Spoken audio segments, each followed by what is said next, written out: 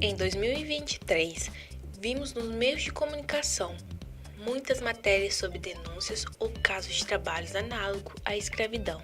E para reportar as informações sobre estes casos, é necessário muito cuidado com os dados, nomes, imagens e contexto das pessoas envolvidas, desde os agentes públicos, as vítimas dos casos e também os causadores das violações trabalhistas.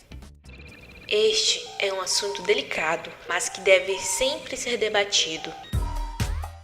Olá, eu sou Sara Carolina e no último episódio da série Reconhecendo Meu Trabalho, vamos ouvir os relatos sobre a importância da comunicação responsável. Você vai ouvir as falas da assessora-chefe de comunicação do MPT Rondônia e Acre, a jornalista Ana Clara Lages e dos procuradores Carlos Alberto Lopes de Oliveira e Camila Holanda Mendes da Rocha. E vai ouvir também a coordenadora do Grupo de Pesquisa e Extensão Rádio Educação e Cidadania, REC, professora Evelyn Morales, da Universidade Federal de Rondônia, que também coordena este projeto de extensão, Reconhecendo o Meu Trabalho. Eles destacam aqui a importância da comunicação em casos que envolvem violações trabalhistas e a preservação da imagem e a dignidade das vítimas. A comunicação tem esse papel pedagógico de fazer as pessoas entenderem um pouco sobre a nossa sociedade, sobre os nossos problemas e sobre as possíveis soluções também. Então, quando a gente tem casos reais, quando a gente tem histórias de vida, quando a gente tem o que é factual sendo exibido e sendo apresentado de uma maneira aprofundada, a gente consegue fazer as pessoas entenderem sobre assuntos até mais amplos, né? Sobre dignidade, sobre acesso à justiça.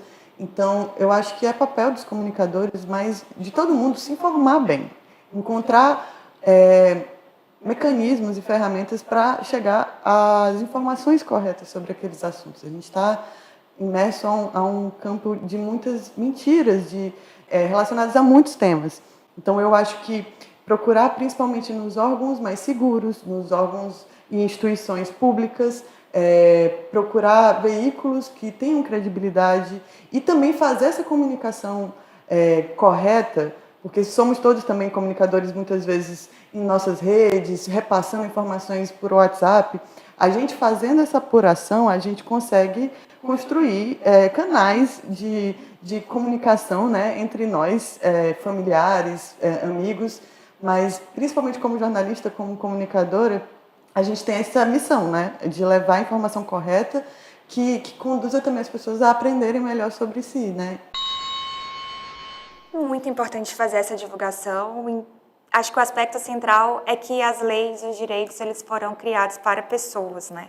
E quando a gente escuta a pessoa, quando a gente divulga uma realidade, é a melhor forma de combater mentiras. Então, por exemplo, se fala muito que trabalho escravo, se fala muito por aí que trabalho escravo não existe mais, mas existe. Quando se entra em contato com um trabalhador que se disponibilizou a contar a sua história e mostrar que aquilo existe, é uma forma de combater essas mentiras que são propagadas.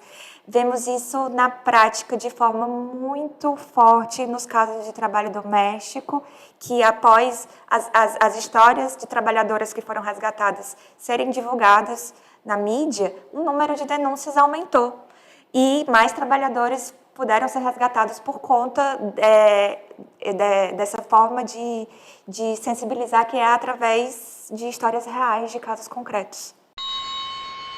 É também dar conhecimento que tem uma instituição que está ativamente trabalhando para que o trabalho digno seja efetivado no Brasil e especificamente aqui nos estados de Rondônia e Acre.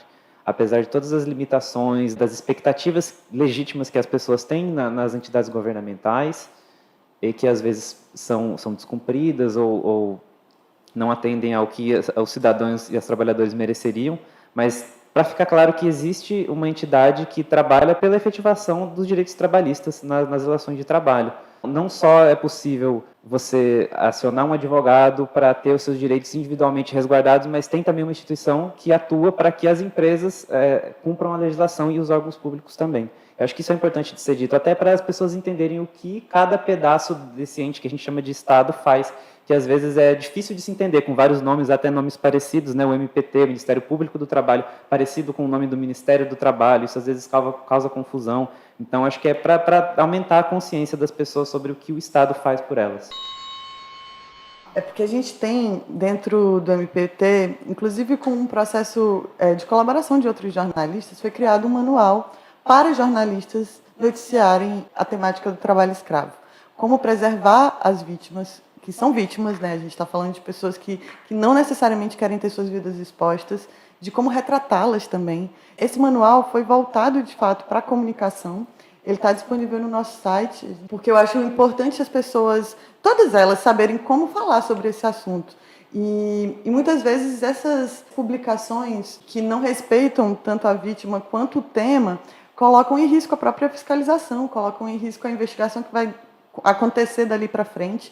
Então, quando a gente fizer a denúncia, a gente não necessariamente precisa fazer a denúncia em redes sociais, a gente precisa procurar os órgãos aptos a fazerem essa investigação até o fim, até pela segurança dessas pessoas, porque elas têm famílias, elas podem ser procuradas, enfim. E acho que novos jornalistas que também estejam escutando a gente, pessoas que estão estudando, podem acessar isso e entender um pouco mais sobre como entrevistar essas pessoas e pessoas, às vezes, em situação de vulnerabilidade que não necessariamente trabalham escravo, mas de como a gente tem essa delicadeza de retratar esses assuntos tão tensos, assim, tão difíceis. Quando a Ana Clara falou sobre o cuidado que nós, jornalistas e demais comunicadores, devemos ter com as vítimas, nós estamos falando de vidas. E muitas vezes essas vidas sofrem consequências para além do mal que elas já vivenciaram na condição de explorados. Essa consequência pode vir em razão de uma comunicação feita sem qualquer responsabilidade, com divulgação de nomes, do rosto de filhos e filhas, da esposa ou do companheiro. Então, além de insensível, é cruel para essas pessoas. É um ato irresponsável do comunicador. A comunicação ela é muito importante, deve haver sim a comunicação, mas deve ser, antes de tudo, prevendo a preservação da dignidade desse cidadão, dessa cidadã explorada. A série Reconhecendo o Meu Trabalho foi um exercício para nossas estudantes e também uma oportunidade de comunicação diferente do que fazemos. E nós, do Grupo REC, esperamos que você tenha gostado da série e se sinta à vontade para criticar, sugerir pautas e estar conosco em trabalhos futuros com enfoque cidadão. Valeu, MPT Rondônia e Acre, e um salve a todos os nossos entrevistados e entrevistadas. Sigamos, avante! E essas foram as falas da assessora-chefe de comunicação do MPT Rondônia e Acre, a jornalista Ana Clara Lages, e dos procuradores do MPT, Carlos Alberto Lopes de Oliveira e Camila Holanda Mendes da Rocha. Ouvimos também a coordenadora do Grupo de Pesquisa e Extensão Rádio, Educação e Cidadania, REC, professora Evelyn Morales, da Universidade Federal de Rondônia, que também coordena este projeto de extensão. Neste último episódio, destacamos a importância do papel da comunicação dos casos e das ações relacionadas ao Ministério Público do Trabalho, bem como na preservação da identidade e da dignidade das vítimas de violações trabalhistas. Para mais informações sobre o papel da comunicação nestes casos, você pode consultar o manual Como Comunicar a Escravidão Moderna, elaborado pelo projeto Ação Integrada, Resgatando a Cidadania. Nós vamos deixar o link aqui na descrição do episódio.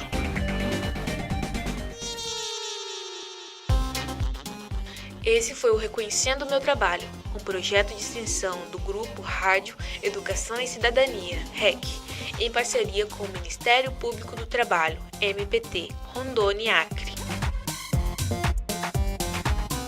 Produção de Vitória Cristina, Sara Carolina e orientação da professora de jornalismo Evelyn Morales. Até a próxima!